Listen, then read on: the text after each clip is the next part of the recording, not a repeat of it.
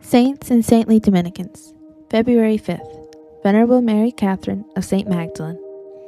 Brought up at Aumale in the midst of worldly society, Catherine was altogether opposed to the idea of the religious life, and when one of her aunts, who was a Dominican nun, introduced her to the community as a future postulant, she replied by a mocking and incredulous smile.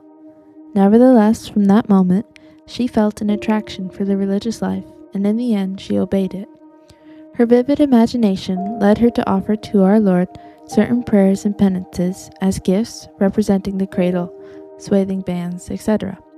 And these practices, instead of leading her into puerilities, developed in her heart a solid, practical devotion.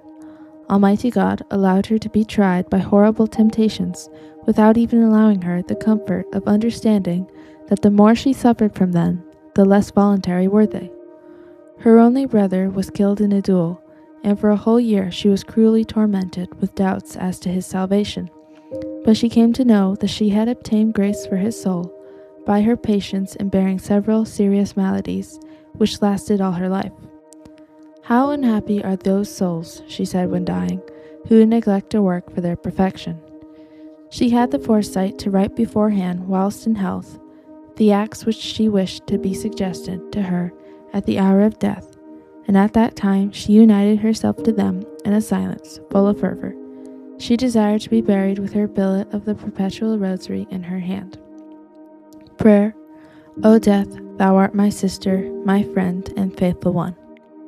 Practice. Zeal in propagating devotion to the perpetual rosary.